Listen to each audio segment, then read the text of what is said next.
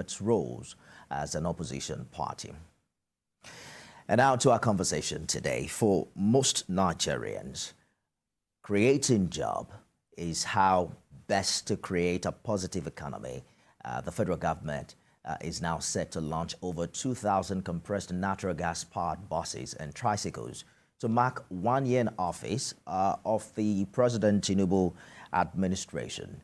The government is also set to deliver 100 conversion workshops and 60 refilling sites in 18 states before the end of 2024. Meanwhile, the Nigerian Mainstream and Downstream Petroleum Regulatory Authority, NMPDRA, has reiterated its commitment to supporting the efforts of the federal government through the Presidential Compressed Natural Gas Initiative by providing a special concessionary pricing to Mobility CNG under its pricing framework for gas in the country. The concession is expected to spur investors' confidence and commercial activities in the developing market while promoting government policy aspiration for the sector. For more on this development, I'm joined by the Program Director and Chief Executive Presidential Compressed Natural Gas Initiative, Michael Oluwagbemi. Welcome to the program, Mr. Oluwagbemi. Let's begin with some better understanding of this new initiative. Break it down for us in a way Nigerians can understand. What is the special concessionary pricing for Mobility CNG? Yes, thank you very much, and good evening to your viewers and listeners. It's definitely, we all know that fuel, since the removal of the fuel subsidy, has risen in price. And it was necessary for the president, as a measure of palliative, to enable Nigerians' transition to a more sustainable form of energy for transportation, which was the reason why compressed natural gas was chosen, given that it is widely available, it's a cleaner, it's cheaper, and it's more reliable. Now, with respect to the adoption, the government recognized that it will need to provide some form of concession so that it can be more widely available and widely used. This will, of course, encourage adoption. It will increase the margins for the midstream players and encourage influx of investments that enables the construction of model stations, the construction of pipelines, the construction of daughter stations, virtual pipeline systems, that's the purchase of trucks run on CNG, picking and dropping CNG cascades around daughter stations, refueling MRUs, modular refueling units across the country. These players are the ones that stand to benefit from the concessionary pricing, because suddenly, because of these reduced price, they have sufficient margin to encourage and to sustain investment over the next 5 years and for potentially additional 5 years. Talking about investment gap. Talking about this period of time, because we understand that CNG has now, Mobility CNG has now been designated a special status, entitling it to what is called the gas-based industry pricing categorization. Is this a form of subsidy in the CNG sector? No, not really. Subsidy assumes that you have a purchase price and there's a cost price that is higher than the sale price. That's when you have subsidy. In effect, what you have in the gas industry, unlike the refined petroleum industry where gas pricing is universal, in the gas industry, gas pricing is local. And first thing you also have to note is that, as stated in the law of the land, the PIA, it is the government that sets the price of gas. Why is that? Because the current alternative to that gas, when it is not being sold, is that you actually burn it. Nigeria is the second largest flare of gas in the world today after Russia. Despite having the largest reserve in the world, we hardly use our own gas for our own industry to drive domestic industry and industrialization. So if the government is not encouraging the utilization of gas at any price whatsoever, we're just wasting it. So the alternative cost, the cost price of gas is not even is not in the picture here. So there's no real subsidy. The real subsidy, if you ask me, is us getting folks to use gas so that we can drive our economy at lower cost, so that we can compete effectively. Every nation must have an economic advantage that derives from its competitive advantage and the resources that God has given it. Nigeria has gas. We have huge gas reserves. We are a gas province. So there's no reason why government is not effectively pricing gas for domestic utilization, encouraging domestic industry to utilize gas for power, utilize gas for as a feedstock, utilize gas for transportation and many, many other purposes. And CNG sector is just one of many sectors that gets concessionary pricing. If you look at the notice that was released by NMPDRA to us that addressed this gas-based industry concessionary pricing, the other industries like methanol industry, even the power sector, gets a preferential pricing relative to the highest level, which is the commercial sector.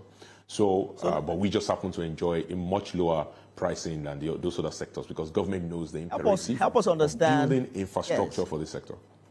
The scope of this concession, because they say CNG is usually relatively cheaper than liquefied petroleum gas that Nigerians buy. Give us an idea of this concession pricing relative to the current value of LPG that many Nigerians are acquainted with. Yeah, so let me just, in fact, to make it very easy for you, relative to the pricing before it was given, this amounts to about a 30 to 40% discount from the price that it used to be up until the notice was issued 3-4 days ago. But even that old pricing itself was 40% cheaper than relative in what we call the GGE, which is the gasoline gas equivalent pricing with respect to petrol. And of course, LPG is about priced even a little higher than petrol on per BTU basis. So LPG, of course, is a derivative of crude oil, just like petrol, that's PMS, and just like diesel. So they're priced much higher, almost 60 to 70% higher than CNG on a GGE basis, which is the gasoline gas equivalent. So this essentially allows the sector to be able to enjoy a bigger margin. That bigger margin is expected to finance the infrastructure that the sector requires. We need over 3,000 refueling stations across the country. We need over 1,000 convention centers. We need significant investment in mini LNG across state capitals in Nigeria. We need investment in backbone infrastructure for transmission pipeline. AKK is under development. So also is very soon the EIJ is going to be developed by NNPC to take gas from the south all across into the hinterlands. All of these investments now can enjoy more increased margin, shorter period for return on investments, and that will encourage investors to come in because government cannot do it all. That's the reason why this concessionary pricing is important. Let us talk about the infrastructures that will be needed. Government is talking about delivering 100 conversion workshops, and we'll talk about that shortly. And there are also 60 refueling sites in 18 states, right? But then, will this CNG be available at the same filling stations where people get petrol? Or we're talking about building completely new infrastructure? No, with the expectation is that a lot of existing refueling stations will modify their offering just the way you can offer diesel, PMS, and kerosene. They will then also be able to offer CNG. And if you look at, for example, the Ajibode station that was opened in Ibadan, that was opened by Bovas last week, there's the regular petrol fuel pump dispensers, and there was the CNG fuel dispensing station also in the same vicinity. Some centers, conversion centers, might just have the CNG because they are purpose-built for CNG, refueling capacity. But by and large, I expect, especially in our engagement with the major energy marketers association of Nigeria, as well as the IPMAN, the Independent Marketers Association of Nigeria, they've indicated their willingness to incorporate CNG into their offering nationwide. And that requires, of course, some quantum of investment, but also some level of demand signaling, especially from the government side. And look, government's way of doing demand signaling is what we call the conversion incentive program. We want to ensure that at least 1 million vehicles in Nigeria is converted to CNG by year 2027. To achieve that, we of course have to offer some incentives. These incentives can go by the way of discounts, it can go by the way of allowing people to pay for conversion kits and conversion themselves little by little, and we are going to be rolling that out in the next few weeks. That essentially allows more people to come on board to use natural gas vehicle, creates markets for these marketers, creates markets for this infrastructure that we expect to be built, and then allows gas to be utilized at an optimal level in Nigeria instead of it being wasted, or we are using it, exporting jobs essentially to other countries while importing petrol and importing poverty.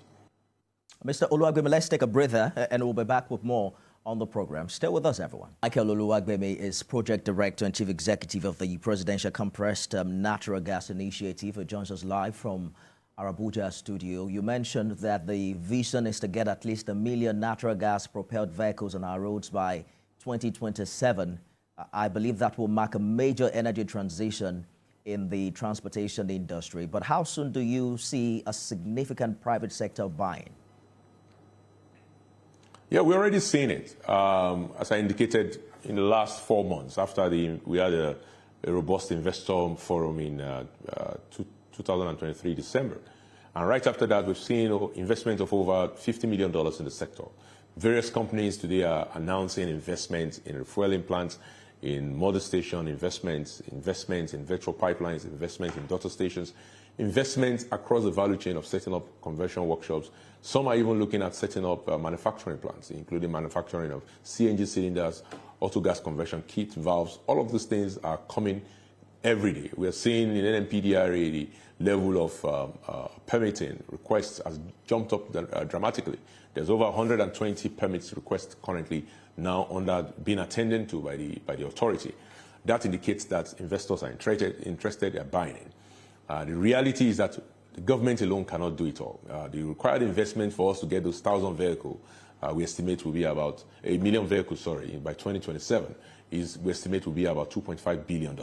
Even at best, if government is able to mobilize $500 billion, which is quite significant, if you can imagine, over the next 4 years, then we still need the private sector to fund almost $2 billion. And so they need to believe, and our engagement with them indicates that they're beginning to see that the government is serious about this transition. We've offered import duty waivers, we've offered VAT waiver. More recently, of course, we've offered this concessionary pricing to stimulate investments, because the gas suppliers will then see that they can be able to recover the investment faster. We are offering a fiscal template basically to encourage investment into the CNG sector and to drive Nigeria's transition to the cleaner, cheaper, and safer and more reliable source of energy for our transportation sector, which helps us to reduce inflation, creates jobs, and also allows Nigeria to utilize its God's-given resources to generate, to have competitive advantage in the world. You talked about close to 40% discount with the special concessionary pricing for mobility CNG. You expect Nigerians to, fancy that and consider it as a cheaper alternative. But what is government's plan to standardize potential vehicle modifications to take advantage of this this privilege? 100 conversion workshops might not cut it. Do you agree? Absolutely. So right across the country today, we've encouraged, just starting, November when we started this off, there were less than 7 well-kitted conversion workshops in Nigeria. So I'm speaking to you now, at least there's about 40 of them in development that will be ready by May 29, mostly driven by the private sector, right? But that work started from right off the bat when we started working with the various agencies that have any tangential relationship with the conversion industry. We needed to set a standard, working with the Standard Organization of Nigeria and the Nigerian Automotive Design and Development Council, as well as the other agencies that are working in the industry. Setting that standard allows investment to be made. And setting that standard also allows us to ensure that when the conversions are done, they will be done safely, and they will ensure that vehicles are reliable. What we have done since then, in March 2024, just a month ago, those 80 regulations were signed off by the Minister of Industry, Trade and Investment. All the 22 agencies that will develop the different regulations and guidelines are beginning to develop those regulations and guidelines. NEDC led off the bat about 3 weeks ago. There were workshops working on the curriculum for training of conversion technicians. The Nigerian Institute of Training Transport Technology has also been engaged in a series of training workshops and development of curriculum around this issue, and they are working on that. But even more importantly is that our committee, working with stakeholders, we're coming up with a monitoring system, which we call the Nigerian Gas Vehicle Monitoring System, to ensure that gas vehicles that are converted, as well as those that are OEM manufactured, because those also have to go through routine testing and inspection, are monitored end to end, so that we ensure not just the safety, but even more importantly, the reliability. Because intrinsically, CNG is much safer than PMS. CNG is much safer than its counterparts that are derived from crude oil. It's lighter. It's stored in a bulletproof container. It's the flash point for CNG. It's much higher, to over 250 degrees. It doesn't settle, so it dissipates very quickly in air. So all of those attributes make it safe. But the reality is that you also want to ensure that once you convert your vehicle does not go back to the mechanical workshop all the time. We need to make sure it is reliable. So we need to make sure that it's done by a certified technician in a certified workshop, leveraging certified techniques and using standardized equipment. And that is the reason why we've undertaken this work of standardization and regulatory framework development in the last 6 months. This has been, I believe you asked me, one of the easily our most important achievement in the last 6 months, ensuring that this regulatory framework is put in place. And that now we are developing the NGVMS, which will be launched as soon as we roll out on May 29th. And that's very key, because we have to also consider safety on the roads. By the time we get quacks into this, the potential disaster can be huge. But then the government is also talking about launching 2,000 CNG power buses by May. But there are states like Kano and Borno states which do not currently have access to CNG as we speak. So government is proposing about 100 electric cars. Are you privy to the electricity infrastructure plan to power this initiative? Yes, the EV strategy also falls within our purview. Our mandate is to support alternative energy for the transport sector. That includes both CNG and EV. The EV infrastructure we are particularly focused on launching in universities out of the bat, and working with very specified operators, and that component is being developed as we speak. We've worked severally with even existing government agencies to put some minimal infrastructure in place. In the last 6 months, for example, with a rural electrification agency, to put some infrastructure in about 6 cities for electric EV charging. And we'll continue to do more of that. At the end of the day, like I always say, our work and our role at the initiative is not to replace the private sector. Our work is to catalyze them. Our work is to enable them. Our work is to ensure that the work gets done faster. That's the reason why we're focused on providing incentives, tax rebates, waivers, as well as the necessary regulatory permits expediting that is needed by the private sector in order to deliver this project on time. So give us more details about how these 2,000 CNG-powered buses will be operated. Will it be given to the private sector on a loan basis, or we're looking at a federal government run operation? No, like I said, governments or the federal government is not in the business of running business. And so, as the president mentioned on July 31 when he gave the palliative speech, these buses and tricycles, by the way, so the over 2,000 you're talking about includes tricycles, will be provided to the private sector operators at concessionary loan rates. And this will also ensure that they can then be able to pass on those savings to consumers, who will then be able to enjoy some kind of rebate in the network that we are hoping to roll out with private sector partners. We had meetings all week, last week, this week, with our critical union partners, RTEN, Road Transport Employees Association of Nigeria, and NATO, the Nigerian Association of Road Transport Owners, and NURGW previously. And they are significant players in the sector. And so we're working with them with respect to pre-qualification, with identifying the key operators that will be able to sustain this kind of network. Okay, allow me to butt in because of time. Well as tricycles. Who determines who get words? Because, you know, the perception of political affiliation and water view and political bias, how do you create, what is the system like to ensure that every average Nigerian can aspire to this?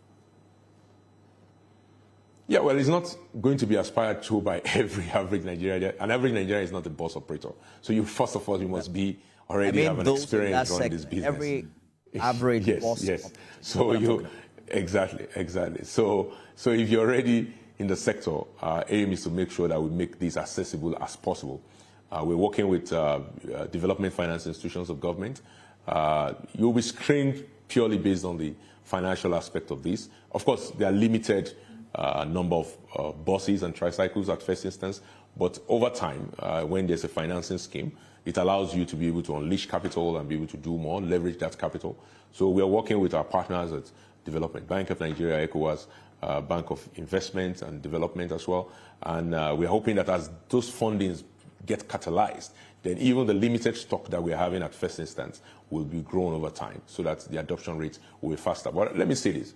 The buses and tricycle component of this program is not going to be the majority impact of the program. Most of this program is going to be a mass conversion program. How do we convert 1 million vehicles in Nigeria to run on natural gas? Because when you convert a vehicle, not only is it running on natural gas, CNG, it's also running on petrol, such that if the vehicle is in an area where there's no CNG, it can continue to run smoothly without any, you will not even notice the change or the switch in mode to PMS, and you can always tank it up whenever you get to the CNG station. So the idea for us is that the existing fleet of commercial vehicles in Nigeria is about 5.6 million of the 12.5 million or so vehicles, and another 12 million tricycles in Nigeria.